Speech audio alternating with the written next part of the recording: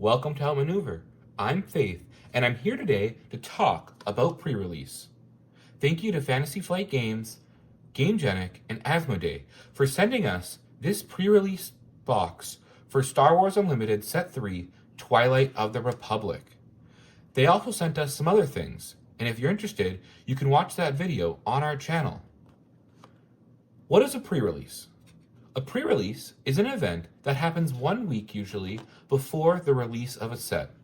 Twilight of the Republic releases on Friday, November 8th, and so the pre-release events will start on Friday, November 1st, usually run throughout the weekend. Some of them will be, however, during the week. How you can sign up and attend a pre-release is to go to your local game store, see if they are running an event, and then sign up. When you sign up, you will receive one of these kits. You may also find it helpful to bring a set of sleeves. Unlike a regular game of Star Wars Unlimited, a pre-release event, which functions quite similarly, has a few different rules. Where in a constructed game of Star Wars, you come with a 50-card deck, a leader, and a base. In a pre-release, or any kind of limited event, whether that be sealed or draft, you build a minimum of a 30-card deck, and you can only use cards in which you open from the packs which you're given. In the pre-release event, unlike in regular sealeds or in drafts, you will get a copy of Ahsoka and General Grievous. These can be used in your construction in your pre-release decks. Let's see what's inside this box. So, you show up to your pre-release, you get this box. We're opening it up. What's inside? So, inside of the box, what you're going to see is you're going to get a box. Unlike the set 1, which was more red, and set 2, which was purple, this we've got a nice burgundy. Inside of the box, you're going to get a divider with the set 3 image on it, and you're going to get one of these packages. Inside of the package will be your 2 leaders, the 2 starter leaders. So, give those a look. Again, in a regular sealed or draft limited events, you'll just come with packs, and so you won't get these cards. These are the 2 leaders from the starter set, Ahsoka and General Grievous. They're the exact same stats, however, these ones are in hyperspace. So as you can see, these ones are in hyperspace, unlike the ones in the starter, which are not. This will be the only way for you to get the hyperspace leaders. Now, since we're going to be doing a full deck build and talking about sealed, we are going to open these packs. We got 6 packs, which is what we need for sealed. We're going to open the packs, sort them by rarity, and then I'll transition to sorting them out by aspect colors, and then we'll look at actually building a deck. As well, inside of your pre-release kit, you're going to get these damage counters, you're going to get epic action counter, and you're going to get this initiative counter. If you've played in a pre-release before, you'll have all of these things, or if you've bought a starter set. However, if this is your first event, these will be helpful for you to keep track of damage on your units, to indicate when you've deployed your leader, and to know whose initiative it is. Also inside, you're going to get a little pamphlet which will help you in building your deck. So if it's your first time, I'd recommend reading this. It just gives you some good reminders on what to do, having ground units, having space units, events, making sure you have enough 2-cost cards, all important things. So a reminder that in this, we're going to be building a 30-card deck. We can only use the cards that we open in our packs, and we can build more than a 30-card deck. It's good to recommend to stay near that 30-card limit. We've got our 6 packs here, and we've got 2 of each of the arts. So if you haven't seen the arts yet for Twilight of the Republic, here are the arts for the packs. And let's give them an open. So in order, I find it helpful, you want to sort your cards. But I do like looking at my rarities as well. First off, we're going to get our leaders, and we're going to start off with a rare leader, another base, and now we're going to go. And one thing to remember, if you are new, on the back of your base is a token. One thing to also to know, if you can normally only use cards that you open in your packs.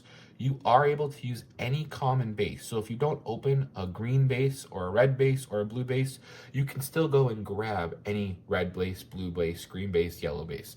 Those bases, the 30 health ones, are always open and available to you.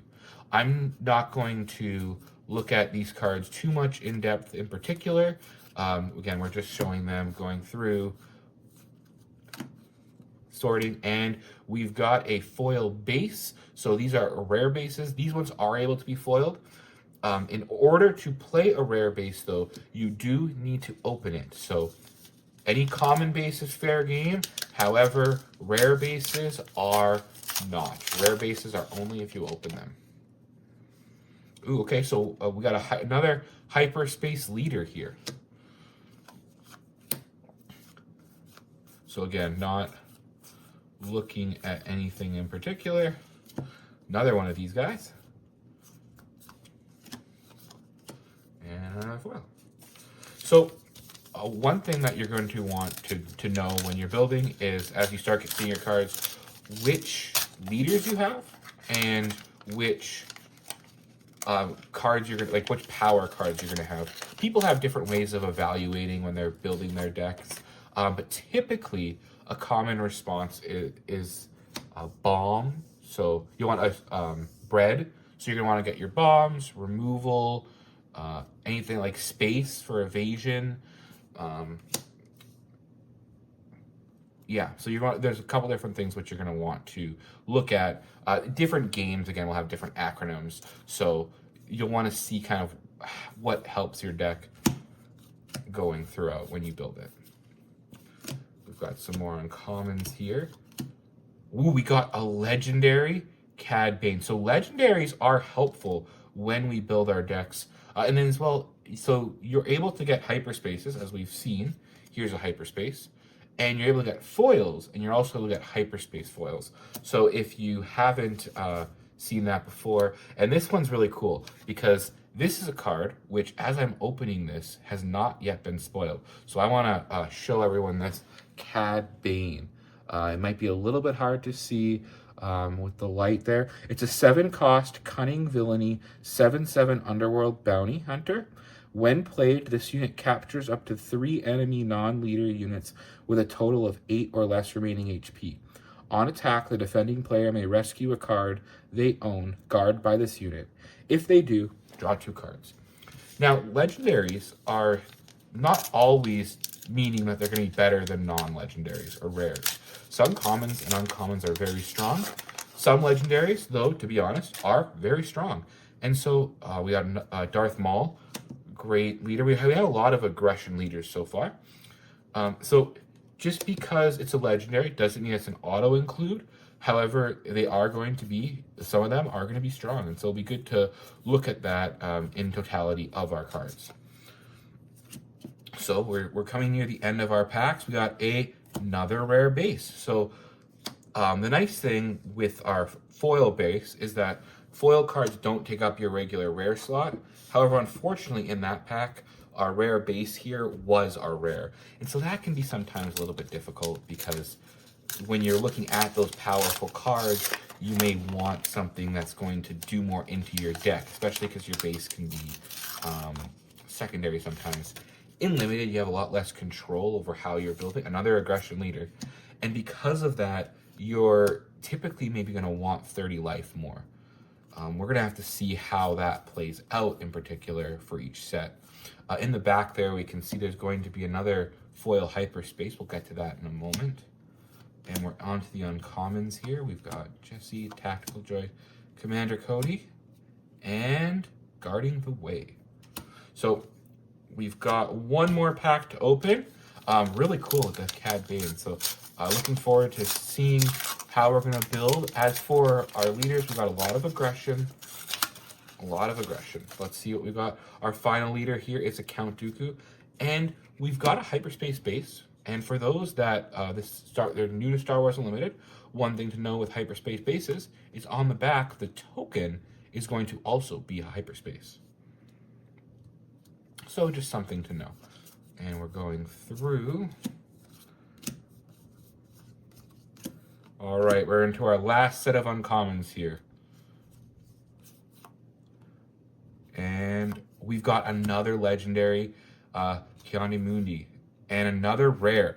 We have a pretty good pool here. So overall, here are our rares. We are going to say that the bases are going to be a little bit separate. And we've got in our 6 packs, 6, 7, 8 rares. So overall, pretty good. We have only one heroism rare. So we're probably going to lean to villainy. Having 2 of these cunning villainy here, rare slots can maybe push us there. But we'll have to sort out our cards by aspect, and we'll see where we're at that point, and then we'll kind of choose some leaders that may work with our colors. So we'll see if we can make it work. So see you guys soon. And here we have all the cards sorted out based on their aspects. So after we open the packs, I like to sort my cards, putting my non-heroic or villainy cards, so just the single aspect cards, here in the middle row. Above them, in the same columns that of the single aspect, I've got the heroic cards. And on the bottom row here, I have my villainy cards. So vigilance, aggression, command, cunning, and then my heroic villainy neutral cards. When we look at our pile here of cards, we also want to be mindful of our leaders. We got a lot of aggression leaders. In fact, we got them all. We also started off with General Grievous. We opened a Dooku and a Padme. There's really 2 tracks there on the hero and villainy side. Looking at both options, out of the pre-releases, I think Ahsoka is a very strong leader. When she deploys at 5. She has coordinate, which means if you have 3 units, she'll get that effect, and she counts herself for one of those 3 units, and she gets +2/+0. So if you have coordinate, you really only need 2 other units, because again, she counts as a unit herself, so she's the 3rd unit. She becomes a 5/6. You do have to make sure that you keep that board presence up, but she can hit very hard. So she's always someone I think that's worth running. I find Anakin can be strong. Anakin does, though, damage yourself, which can be harmful to you. So you do have to play him smart. Mace Windu is more of a control leader. And then Padme is going to be a Republic synergy deck. We do have quite a bit of Republic cards. In our heroism side, we're going to lean Republic. Even within our aspect piles, we have quite a bit of Republic cards. So you could do some kind of like red, green Ahsoka, red, green Anakin, maybe red, green, or a yellow, green Padme. Those could all be some options. As we talked about, though, rares can also play a significant role in your deck. Now, not all rares are going to have the high power level. It's not like common cards are all trash, not useful, and rare cards are the thing. However, we talked about in that acronym, the B, bombs. The first thing we're looking for, the very first thing we're looking for is the big, spicy card that can win us the game. And that's a very important card. And those are going to be found a lot in the rare slot or in the legendary slot. Commons, though, the important thing about limited is that commons are going to be the bulk of our deck, and so we're going to want to make sure we're choosing the right ones, especially in good amounts. So where we could build this deck in the heroism side, I think I'm more interested in building this in the villainy side, especially trying to use some of these rares that we got. So out of the villainy side, we've got Maul and Pre Vizsla, both in the aggression side, and we've got Dooku and General Grievous. With Maul and Pre Vizsla, we do have some decent rares. Particularly, we've got 3 uncommons here, 2 Aura Sings, who can be pretty strong, having him be readied multiple times, and we've also got Sauvage Opress, who can enter readied if you have less units than your opponent. So these can both be some, for 7 costs, some 7 power units. We've also got a Bloodsport, which can be pretty good at removing our opponent's ground units. However, we are finding we're lacking a little bit in the red, the aggression villainy side. So that leaves us more with Dooku and Grievous. Grievous is going to play, both of them are going to deploy a little bit later. So if we look at both of the leaders, they're both deploying at 6 or 7. They're both going to flip into a pretty decent stat line, a 4-8 and a 5-9. Grievous is going to rely more on droids and using them to be shields and then deploying a little bit later. Dooku is going to use his abilities to allow you to play your separatist cards a little cheaper by giving them exploit. And so with all things considering, looking at our piles, I want to build a green-yellow Dooku deck. Now, when you're looking at your bases, again, you can use any common base. However, I want to use our rare base here, Petronaki Arena. So we are going to take a little bit of a life hit to start off the game. However, when our Dooku deploys, which is a resource 7, so that is a little bit later in the game, he will deploy as a 6-9 Overwhelm. So he's going to be a pretty big tank, and that's hopefully our game plan, is to play big things early, distract them, and go from there. One important factor in my decision-making to go villainy over hero is I only got 3 heroism cards, and not enough that made tokens for Ahsoka to really make sense with Coordinate. If I had more, some heroism cards, I might consider that more deeply. However, we got a lot of villainy cards, and so I really want to use those to our advantage. So we'll take a break here, and we'll look at which cards we're going to use for our deck. And here is our deck that we've chosen laid out. So we've included the command, cunning, and villainy cards, with one exception. We are lacking a little bit of early game, and so we added this 2-cost 1/4 vanilla space unit that's aspectless into our deck as well. But this is our 37 cards that we have available in our aspects that we would consider putting in our deck. We've kind of laid them out now into sorting them by cost, so we have an idea of our general curve that we'll be playing. Again, if this is your first time playing a TCG, these words might sound unfamiliar to you, but basically the idea is you want to make sure that you're playing the unit at the right time, or the card, the event or unit or upgrade at the right time. You start the game at 2 resources, and so you'll want to either play 2 1-cost units that turn or a 2-cost unit. Where on turn 3, when you have 4 resources, if all you're doing is playing a 2-cost unit, then that unit isn't as good at that part in the game. When you have 4 resources, you're going to want to play either a 4-cost unit or multiple units that will equal up to 4 depending on your game plan. For our game plan here with Count Dooku, we're going to be trying to control the board because Count Dooku deploys at 7 resources. As we talked about earlier, with Patronaki's Arena, he's going to be a 6-9 Overwhelm, very strong and be a problem. So we're going to try to win by helping us get to the late game. We've got our 37 cards here. As we mentioned earlier, you want your minimum deck size has to be at least 30 cards, and ideally you want to try to stick to that minimum. So you want to try to have it so you cut out the less good cards, and that makes you more likely to draw the good cards that will help your deck do what you want it to do. This means we have to cut 7 cards. With us having our deck sorted out, we know that we start the game with 2 resources, and so we want to make sure we have a few turn 1 plays. So these are either going to be our 1-cost, 0-cost, or 2-cost cards.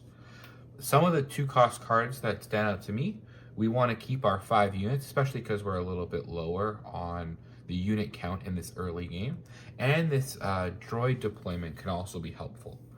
We are going to play towards our leader in the late game, and our leader already has Overwhelm, and so something like Saboteur might not be as helpful in this deck that it would be in other decks. Being able to attack for 2 out of nowhere can be very strong. However, we are going to be needing to play a little bit to the late game, and so we're going to need more things that are going to help us control the board. Likewise, this card here, it's a 1-cost 2/1 that has coordinate. It is possible for us to get to coordinate. Our deck is again trying to control the board in the early game, so we're gonna want cards towards that end. Same with this droid cohort. It can be helpful for us to get a lot of droids on the field. However, we need to have a little bit higher impact plays. Looking, we'll get back to other cards to take out, but so far we've taken out 3 of those 7 cards. After our 1-cost, 0-cost, 2 costs, we now have 2 rows here of our 3 costs. I find it helpful to divide my piles into ground units, space units, and then others. The reason I like that is because you want to make sure you're having enough space units. It's very easy to neglect your space arena, and you do so at your own peril.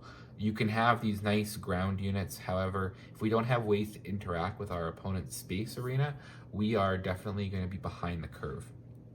In these first 2 turns, we have 5 space units. Unfortunately, we don't have more in this deck. We do have ways to interact with our opponent's space, so that's good, but we would have liked a little bit more space, to be honest, in our pool. One of the reasons we included that aspect list card earlier. With our ground force, we've got some units here that are of note. So the 501st Liberator is definitely can be helpful. If you control another Republic unit, you restore 3 life to your base. Obviously, we're running Dooku, who is fighting for the Separatist side, but we do have some early game Republic units. We've got the 2 ships here. We've got the Ark up there. And we've also got the stationary shuttle here, as well as a Republic. Later on, we've got very minor Republic. He would definitely be on the board to consider cutting. One thing that's nice about this freelance assassin is when you play it, you can pay 2. If you do, you can deal 2 damage to a unit. The nice thing about that is it's any unit, space or ground, so just a way to interact with our opponent's space. The super battle droids can be rather vanilla. They're a 3 for a 4/3. However, with Dooku, they do benefit from being able to be given exploit. So if you do make an early token, maybe with your droid deployment, you can use Dooku's effect and for 1 resource, play a super battle droid. That can be helpful. I would say though, however, with the way our deck is costed, we kind of have a lot of 3-drop slot, so we will definitely take out 1 of those super battle droids.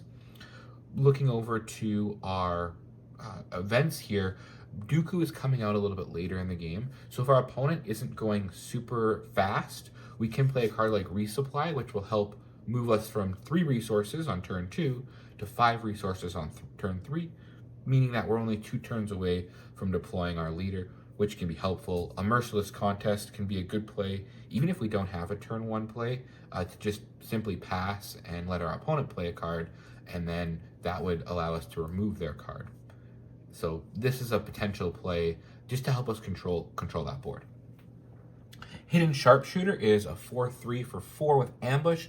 Cards with Ambush can be good because it can help us clear the board where our opponent's not expecting it. 4 damage is a decent amount, and that just works towards us controlling that board. Something like On the Doorstep can help us make a lot of droid tokens, and these droid tokens can be helpful for Dooku's effect. One thing to know about Dooku's effect is the exploit 1 does add on to other exploits. So if you were to play something like the Separatist Super Tank, just looking ahead a little bit, which has exploit 3, if you use Dooku's effect, that could become an exploit 4, meaning you can get the Separatist Super Tank down to a 1-cost unit by sacrificing 4 of them. On the Doorstep allows us to put 3 of those battle droids into play, and they're readied. So that will allow them to attack right away. If we are going to have a bit of units on the board, Clone Commander Cody can be nice, because Clone Commander Cody will give all of our units +1/+1 and Overwhelm. A similar effect to this is our 3-cost Encouraging Leadership. If we got a little bit more cards, like more of these droid deployments, it could be really fun to have a very wide board and then using this encouraging leadership to basically double all their power. However, we are lacking in some of our droid creation, and so I'm going to not include this card here, meaning we've now taken out 5 cards and we need to remove 2 more to get us down to that number. I'm going to look over, we've got our rares here we talked about. They're going to be strong in helping us when we deploy our leader, helping us close the game. I will remove this Hailfire tank. It's an 8 cost unit. We've got a unit here which is Ambush, can help us control the board a little better. If we do want to play a big early unit, we've got both the Separatist Super Tank and our Battle Droid Legion as another one. And so now that we have 6 of those 7 cards we need to remove out of our deck, I want to turn us over here, or look in a couple different places. We've got the 2 that I'm kind of considering is On the Top of Things and In Pursuit. In Pursuit is going to allow us to exhaust an enemy unit, but we first have to exhaust one of our own units. And On Top of Things is a 2 cost +2/+0 upgrade that when played, attached unit can't be attacked this phase. This can be a really good card because it basically can really keep one of our units alive, especially if they're going to go in for the final attack. Our strategy this game, though, is going to be to try to control the game more, and I think our late game is going to stand up to a lot of other players' late games, and so I'm going to say we're going to take out On Top of Things, and we're going to keep that In Pursuit to help us with some controlling aspects of the game. And then, once we remove these cards, we will now have our 30-card deck. Again, it's spaced out in a way so we can see which turn we're going to play which cards. We're seeing here that we are a little bit low still on first turn plays. We have 7 turn 1 plays that I'd feel not horrible playing. And then we do have the Merciless Contest if we don't get one of those to hopefully remove what our opponent has played, giving us a little bit of control.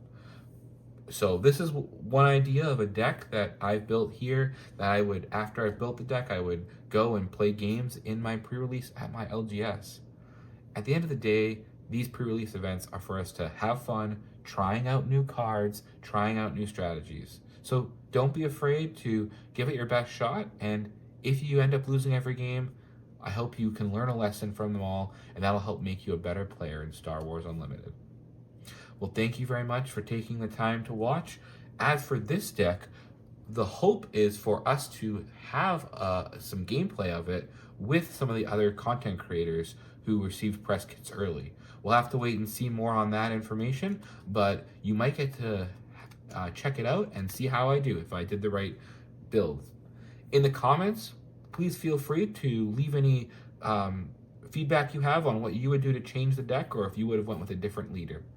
Hope you guys have a good day. We'll see you next time on Outmaneuver.